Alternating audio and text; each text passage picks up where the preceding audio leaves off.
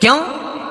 तो लिंग पुराण के अंदर और शिव महापुराण के अंदर वर्णन किया गया कि भगवान शंकर ने नंदी को वचन दिया था, सुनो नंदी। शंकर भगवान से नंदी कहता है हमारा भरण पोषण कैसे हो? शंकर भगवान कहते हैं नंदी मेरे शिवलिंग पर, यदि कई लोगों को थोड़ा ध्यान दीजिएगा, है बहुत कथा पर बहुत ध्यान देना, शिव महापुराण की कथा है, बार बार ऐसी कथा नहीं मिल सकती आपको। सुनोगे आप अपनी जगह पर, बहुत वक्ता हैं, बहुत प्रेम से बांटते हैं, पर जो कथा रसतत्व से आपको मिल जाए उसको ले लीजिए महाराज।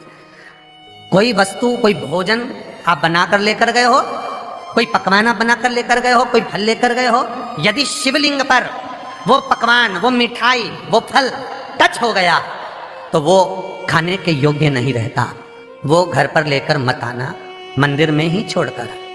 यदि भोजन, पकवान, मिठाई, शिवलिंग यहाँ पर है और भोजन का भोग तुमने इतनी दूर से लगाया है, फल इतनी दूर रखा है, वो शिवलिंग पर टच नहीं करा गया है, तो उस प्रसाद को, उस फल को आप पा सकते हो, उसको खा सकते हो।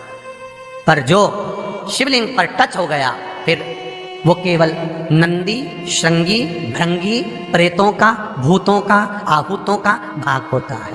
प्रेत, भूत, आहूतों का, वो फिर खाने योग्य नहीं है। हाँ, यदि नर्मदेश्वर महादेव हैं, नर्मदा जी के जल से कोई शिवलिंग प्रकट हुआ है, नर्मदा जी के जल से, कोई कंकर से, नर्मदा के जल से अगर कोई शिवलिंग प्रकट हुआ है, उस शिवलिंग की स्थापना कहीं पर है या आपके घर में है, तो उसको कुछ भी टच हो जाए वो पा सकते हो, पर बाकी के शिवलिंग को स्पर्श किया हुआ नहीं पा सकते। केवल एक नर्मदेश्वर महादेव नर्मदा के जल से प्रकट हुए। कई लोग पूछते हैं ये सांप है कौन, ये सर्प है कौन, तो उसको बताओ ये भगवान शंकर के गले में जो एक सांप पड़ा हुआ है ये भगवान विष्णु हैं।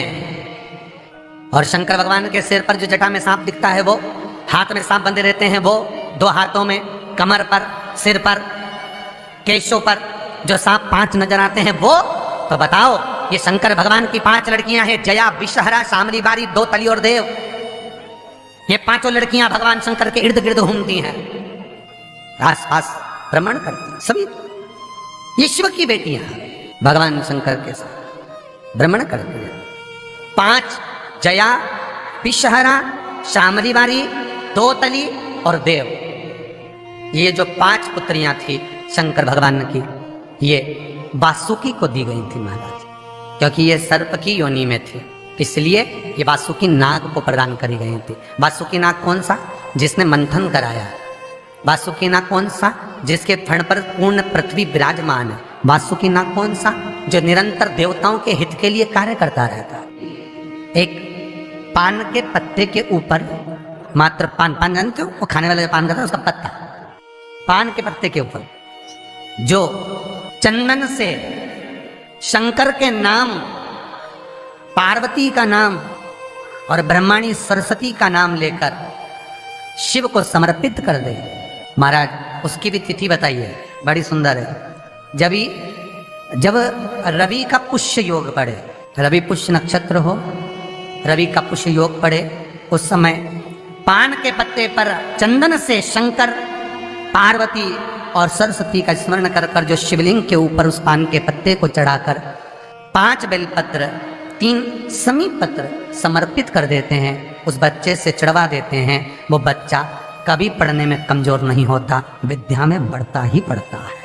पलटकर माँ बाप को देखना ही नहीं पड़ेगा, बच्चे को कभी भी माँ को कहना ही नहीं पड़ेगा कि पढ़ने बैठ, वो खुद पढ़ेगा, रुचि से पढ़ेगा। 5 बेलपत्र, 3 समीपत्र समर्पित कर दें, भगवान शंकर का स्मरण करें और उस बच्चे को प्रणाम करवा कर वापिस लेकर आए। बच्चा विद्या में प्रबल होता है, विद्या प्रखर, भगवान शिव देने वाला है। सरस्वती को स्वर बोले। शिव महापुराण की कथा, लिंग पुराण की कथा, विष्णु पुराण की कथा, पद्म पुराण की कथा कहती है कि किसी वृक्ष के नीचे, जिन वृक्षों का गुणगान हमारे शास्त्र करते हैं, जिन वृक्षों का गुणगान हमारी पुराणे करती हैं, उन वृक्ष के नीचे अगर एक मंत्र का मनका भी फेरा जाए तो उसका पुण्य 1000 गुना प्राप्त हो जाता है, आप रूप प्राप्त होता है अपने आप। आप जिस पुण्य को करना चाह रहे हैं, मेरा बहुत निवेदन है महाराज, बहुत प्रयास करा करो, प्रयास करना। अगर हाथ के मनके की माला भी नहीं हो और किसी पीपल के पेड़ के नीचे 15 मिनट बैठने का मौका मिल गया, आंवले के वृक्ष के नीचे 5 मिनट बैठने का मौका मिल गया, किसी आंवले के वृक्ष के नीचे 5 मिनट बैठे हो ओम नमो नारायण का मंत्र का स्मरण कर लो, ओम नमो भगवते वासुदेवाय का जाप कर लो, बस उसका फल 4 गुना 1000 गुना प्राप्त हो जाता है। शमी के पेड़ के नीचे बैठे हो, श्री शिवाय नमस्तुभ्यं का जाप करिए, 4 गुना फल मिलेगा, 1000 गुना फल। बेलपत्री के पेड़ के नीचे गए हो, ओम नमः शिवाय ओम का जाप करिए, फल मिलेगा। उस फल को हमें पाना है। कई लोग कहते हैं महाराज हम पूजन बहुत करते हैं, हम पाठ करते हैं, हम अर्चना करते हैं, हम व्रत रखते हैं, हम उपासना करते हैं, हम दान करते हैं, हम पुण्य करते हैं, हम सत्कर्म करते हैं, उसके बाद भी दुख क्यों है?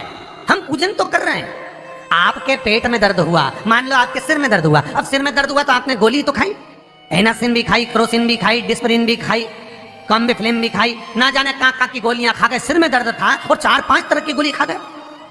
तुमने जब तो गोली खा ली और गोली खाने के बाद तुम्हें थोड़ा सा असर भी हो गया, पर इतनी गोलियां जो खाई है तो बाद में रिएक्शन तो करेगी, कुछ तकलीफ तो देगी, कुछ गर्मी तो करेगी, बीपी शुगर ऊंचा नीचा कर सकती है, नहीं पाई। उसी तरह मंत्र, माला, पाठ, जप, अनुष्ठान फल कब देते हैं और फल कब नहीं देते, ये शिव महापुराण की उमा संहिता कह रही है। शिव महापुराण का उमा खंड, पार्वती खंड को अच्छे से पढ़िए तो उसमें बताया है, उसमें वर्णन किया है। हम पाठ करने बैठे, इतनी बड़ी पोथी लेके लोग बैठ जाते हैं, पहले राम रक्षा स्तोत्र पढ़ लिए, फिर ये पढ़ लिए, गीता जी का अध्याय पढ़ लिया, ये पढ़ लिया, ये चालीसा, दुर्गा चालीसा, शिव चालीसा, तांडव, ये मंत्र जप लो, वो मंत्र जप लो, फिर कोई महाराज बता गया वो मंत्र जप लो, फिर कोई महाराज बता गया वो मंत्र जप लो, ये वाला देवता ला के अलमारी में रख लो। इतनी बड़ी पूजन की अलमारी, बस इतनी बड़ी, ज्यादा से ज्यादा होगी तो इतना बड़ा पूजन का घर, कमरा, उसमें इतना सारा देवता। रामेश्वर गई तो उनको ले आई, जगन्नाथ जी गई तो उनको ले आई, द्वारका गई तो उनको ले आई, वृंदावन गई तो उनको ले आई, महाकालेश्वर गई तो उनको ले आई, सारा देवी देवता वहीं बैठा, पितृदेव, ये देव, कुल देवी, शंख देव, घंटी देव, दिया देव, सब उसी में, गणेश जी, शंकर जी, हनुमान जी, राम जी, सब भरा पड़ा। और पूजन करने सुबह से आई, सुबह से इतनी सी शक्कर लाई कटोरी में, इतनी सी शक्कर कटोरी में, भगवान को नहला धुला के कटोरी धर दी, इतनी बड़ी अलमारी में सारा देवता ऐसा कसा कसाया बैठा, सारा देव। तीर्थ करने फिर गई तो गणेश जी शंकर भगवान से बोले पिताजी फिर जा रही है।